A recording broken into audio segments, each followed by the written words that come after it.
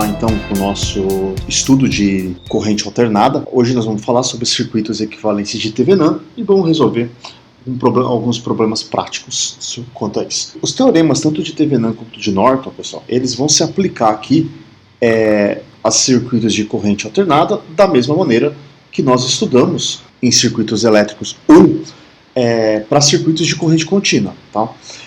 A versão no domínio da frequência de um circuito equivalente de Thevenin, ela pode ser representada aqui embaixo, né? Nós podemos ver aqui o nosso equivalente de Thevenin. Tá? Nós temos o que, né? O que diz pra gente o teorema de Thevenin? Dado um circuito, tá? Lembrando que este circuito ele tem que ser um circuito linear, tá? Ou seja, é um circuito que se nós aplicamos uma tensão V e medir uma corrente I, e porventura nós dobrarmos essa tensão V, nós temos que observar uma corrente, o dobro da corrente inicial. Então, isso que vai configurar um circuito linear. Tá? Então, dado esse circuito linear, não me interessa como é esse circuito linear. Tá? Eu posso, visto de dois terminais, substituir esse circuito por um circuito mais simples, o qual contém uma tensão, que eu vou chamar a tensão de Thevenin, e uma impedância, que nós vamos chamar de impedância de Thevenin. Bom, qual é essa tensão de Thevenin que nós estamos lendo aqui? É a tensão entre esses dois terminais, né? Entre o terminal A e o terminal B. Essa é a tensão de Thevenin. E a impedância de Thevenin? A impedância de Thevenin é aquela a qual, quando a gente desliga, ou seja, nós fazemos todas as fontes independentes igual a zero no nosso circuito, vamos substituir nesse caso, né, uma fonte de tensão, falar que ela é igual a zero, nós estamos substituindo por um curto-circuito, ou uma equipotencial. Por outro lado, uma fonte de corrente igual a zero implica que não irá passar corrente numa determinada região do circuito. Então, nós substituímos uma fonte de corrente por um circuito aberto. Lembrando que são fontes de tensão e corrente independentes. As fontes dependentes, nós não podemos desligá-las do circuito. Tá bom? Então, esse seria o equivalente de Thevenin. Já o equivalente de Norton, que nós podemos ver aqui nessa outra figura aqui do lado direito, a qual eu estou grifando aqui para vocês, ela é parecida. Dado um circuito linear, lembrando que é aquele circuito linear, né? Apliquei uma tensão de V e medi uma corrente I. Se eu aplicar uma tensão 2V, eu vou medir uma corrente 2I. Tá? Esse circuito linear, não importa o quão complexo seja, ele pode ser substituído por uma fonte de corrente, né? Que é chamada corrente de Norton, em paralelo com uma impedância. Quem é essa corrente de Norton? A corrente de Norton, pessoal, é a corrente, vou desenhar aqui, é a corrente de curto-circuito entre os terminais AB.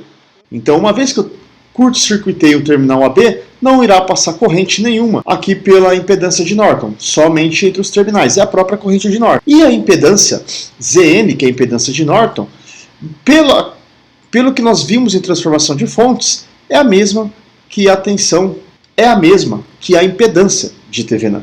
Nós temos aqui, tá?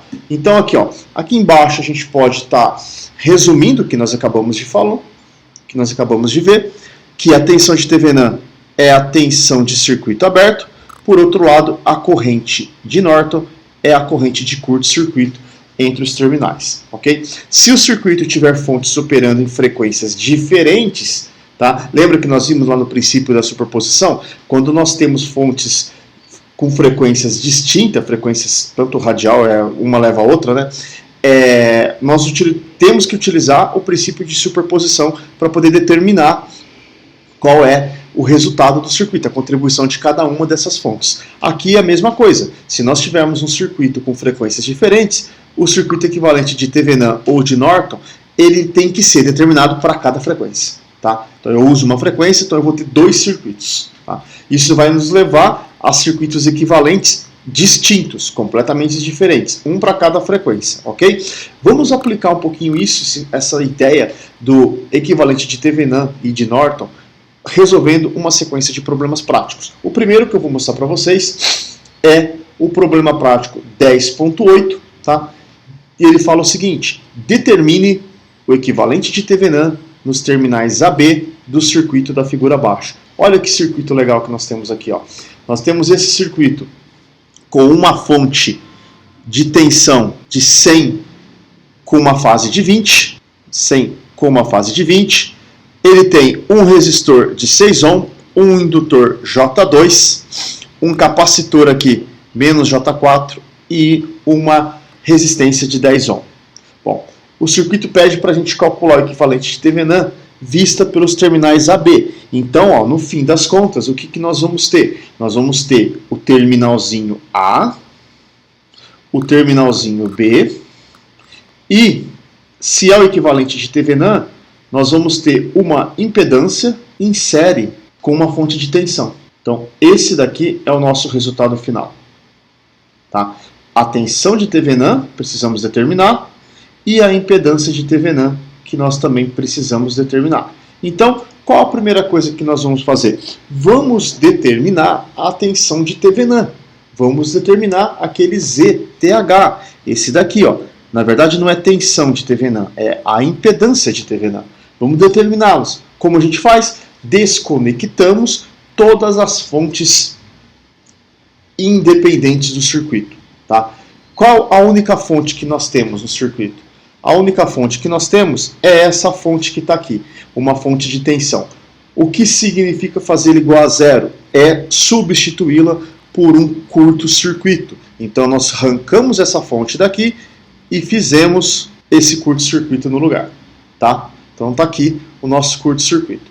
O resto é apenas associação de impedâncias. Vamos dar uma olhada. Eu tenho esses dois componentes aqui em série, tá? Foi o que nós escrevemos aqui, 6 mais 2, e esse 6 mais 2 vai estar paralelo com esse componente que está aqui, paralelo. Como fica? O produto de um pelo outro, dividido pela soma deles. Tá? Fazendo esse produto aqui, pessoal, onde fizemos essa conta aqui, ó. Tá aqui embaixo a conta. Nós fomos lá no Wolfram Alpha, lembra do Wolfram Alpha? É só entrar lá no site www.wolfram com F. Aí nós escrevemos o alpha com ph.com, tá? Lá eles têm uma versão paga, mas a gente não precisa dela. A gente vai apenas na versão gratuita e nós fazemos essas contas todas lá. Eu gosto de usar bastante o Wolfram Alpha porque, olha, eu escrevi a expressão, tá vendo ela aqui, ó? Menos 4i, mais 6 mais 2i, mais 2 mais 6, dividido por 6 mais 2i, menos 4i. Lembrando que o Wolfram, ele entende como unidade imaginária o i, tá? E aqui nos nossos estudos, por ser mais habitual, nós utilizamos o j como unidade imaginária. Tá? Então, ó, tá aqui a continha, essa foi o valor de entrada que nós lançamos lá no Wolfram Alpha. Ele sai aqui uma versão que depende de fração, né? Com fração, e aqui embaixo ele calcula para a gente essa fração. Então nós temos aqui, olha, na forma retangular, tá? Essa forma retangular significa que a parte real, essa daqui, ó, a gente pode vir nesse gráfico aqui, vale 2,4, e a parte imaginária, que é essa daqui, ela vale menos 3,2, tá? E aí esse ângulo aqui, ele calcula aqui embaixo como menos 53,13. Lembrando que existe um outro ângulo que descreve, né? Este ângulo que está aqui, ó, que é o 360 menos 53,13. Aí seria positivo. Então nós temos dois ângulos que descrevem o mesmo número complexo. Tá? Então nós temos aqui do nosso lado direito exatamente o circuito com esses componentes que nós acabamos de calcular que estão em paralelo. Está aqui o seu resultado. E aqui embaixo o resistor de 10 ohm que nós não tínhamos mexido, que é esse componente que está aqui. Então a nossa tensão de TVNAND nada mais é do que essa impedância mais essa impedância. Como essa daqui é apenas uma resistência, vai somar com essa resistência daqui. Então a nossa impedância de TVNAND tem 12,4 menos J3,2. Ou, se nós quisermos escrever isso na forma polar, está aqui essa maneira de escrever. Lembrando que para impedâncias não é tão comum carregar esse resultado na forma polar. Para fins de cálculos pode até ajudar, mas eu prefiro trabalhar com a impedância na notação retangular, porque eu consigo enxergar qual é o valor do resistor, 12,4, e se é uma reatância indutiva ou capacitiva. Como se trata de um sinal menos, nós estamos falando de uma reatância capacitiva, tá? Cujo valor do capacitor associado a essa impedância, nós precisamos saber qual é a frequência, né? Porque a reatância capacitiva ela é dada por menos J sobre ômega C, certo? Então nós temos que JC é igual a menos J sobre ômega C, e nesse resultado aqui específico vale menos J3. Bom, vamos continuar então. Determinamos a impedância de TVNAN. Acabou o problema? Não. Precisamos determinar a tensão de TVNAN. Qual é a tensão de TVNAN? Lembra que eu falei para vocês que a tensão de TVNAN é aquela tensão aqui, ó, entre os terminais A, B, tá? É a tensão que a gente enxerga por ali. Então vamos pegar o nosso circuito, tá aqui o circuito nesse ponto, tá? Esse é o terminal A, esse daqui pintado é o terminal A, esse é o terminal B, e aqui a gente tem a nossa tensão de TVNAN, tá? Como a gente calcula? Vamos olhar um pouco para o circuito, vamos analisar um pouco mais esse circuito. Olha, aqui se encontra um circuito aberto, né? Ó, se uma corrente elétrica vem por aqui, ela não vai fechar o circuito, ela não vai para lugar nenhum. A mesma coisa acontece se ela entrar aqui nesse ponto. Então, uma corrente elétrica que chega aqui nesse terminalzinho aqui, que é o terminal A, ela vai descer, certo? Ao chegar nesse ponto aqui, ela não irá vir para esse lado. O único lugar que resta para ela ir é voltar para a esquerda. Então, para o circuito elétrico, todo esse lado aqui não existe. Então, esse ponto aqui A, eu posso escrevê-lo aqui nesse ponto. Esse ponto B nada mais é daqui embaixo que nós estamos vendo, tá? Então, a tensão de TVNAN é a tensão sobre o capacitor menos J4. Só isso. Se eu tenho aqui uma tensão dada por 100 com uma fase de 20, tenho aqui uma associação de impedâncias, e aqui também está todo mundo em série, na verdade, né? Porque a corrente que circula aqui nesse circuito é uma única corrente, tá? Só temos essa corrente circulando aqui, tá? Então é um circuito que está em série. O que nós podemos fazer então?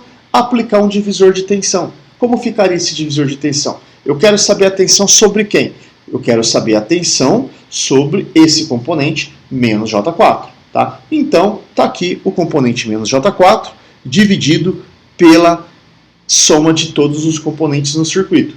Tá? E como é um divisor de tensão, isso daqui vai me dar uma proporcionalidade, vezes a fase, né, vezes a tensão aplicada. Então, fazendo essas contas, a gente chega nesse resultadozinho aqui embaixo e continuamos com a fase. Aqui, eu voltei e usei lá o Wolfram Alpha para poder fazer essas contas para a gente, porque a gente ganha tempo. Lá no Wolfram Alpha, ó, eu escrevi o menos 4i dividido por 6 sobre 2i, é o que está aqui.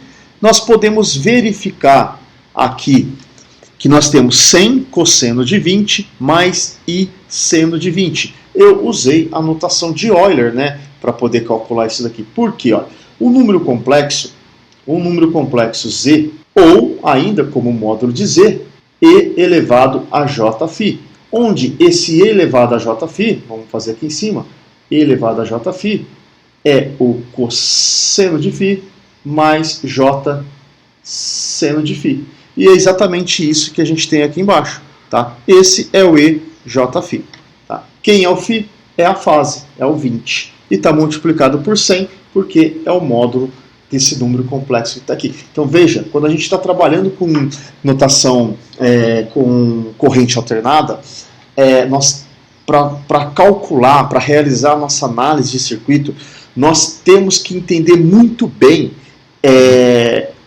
a nomenclatura, os nomes, saber transitar entre as diferentes notações de um número complexo, tanto da retangular, para polar e para exponencial. E é exatamente isso que eu demonstrei para vocês aqui em cima. Tá? Então, aplicando isso, não precisamos fazer essas contas na calculadora ou mesmo na mão. A gente joga essa conta em uma base, lá no Wolfram Alpha, por exemplo, ele me deu esse número complexo de 39,31, essa é a parte real, provavelmente está aqui.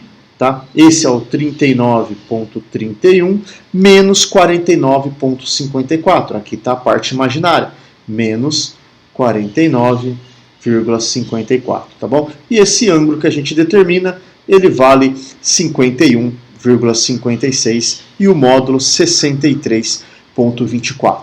Tá bom? Aí aqui a gente tem todos esses cálculos. Eu não estou fazendo esses cálculos mais lá no demonstrando como foi feito, porque é bem tranquilo escrever. Eu já fiz isso nos vídeos anteriores. Agora aqui eu só vou estar apresentando esses resultados. E com isso nós achamos a nossa tensão de TVNAM.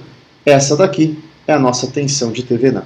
63,25 com uma fase de menos 51,56. E nós podemos resolver o circuito. Está aqui. Aquele circuito que nós tínhamos anteriormente, um circuito, não é um circuito difícil, mas é um circuito um pouquinho mais elaborado, que tem aqui 1, 2, 3, 4 componentes, 5 com a fonte, ele foi reduzido num único circuito dado por essa fonte de tensão em série com essa impedância. Qual o motivo que a gente usa um equivalente de TVNAM? Pensa que para cada carga, o que a gente entende por carga, por cada equipamento eletrônico que você fosse conectar num circuito, você precisasse redimensionar todo o circuito. Isso não seria tão trivial. Você teria que mudar toda a fiação, por exemplo, de uma residência. Quando a gente tem um equivalente de TVNAM, a gente dimensiona esse circuito para suportar uma determinada carga, até uma determinada carga. Uma vez que ele suporta até esta determinada carga, basta ir lá e ligar o componente eletrônico entre os terminais A e os terminais B, e com isso o circuito já vai estar fechado e vai estar funcionando. Podemos, a partir desse momento aqui, usar a regra de transformação de fontes. Vocês lembram lá da transformação de fontes? Se eu tenho um circuito com uma fonte de tensão em série com uma impedância, eu posso transformá-lo num circuito de uma corrente paralelo com essa mesma impedância e usar a relação de Ohm para poder sair da tensão para a corrente e da corrente para a tensão. Então, usando esta relaçãozinha de transformação de fontes, nós podemos verificar aqui que a corrente de Norton ela é dada por 4,94 com uma fase de menos 37,1 e a tensão e a impedância de Norton é a mesma que a impedância de TVNAM. Então, o equivalente de Norton, uma vez que a gente já determinou, basta aplicar o conceito de transformação de fontes que nós vamos encontrar qual o equivalente de Norton. E a impedância de Norton é igual à impedância de TVNAM. Com isso, a gente resolve aqui um problema de transformação de equivalente de Norton, equivalente de TVNAM. Não tem aqui grandes complicações, os cálculos são bem tranquilos. Os circuitos que a gente está resolvendo aqui também são bem sossegados, tá? E a gente já vai para um outro problema.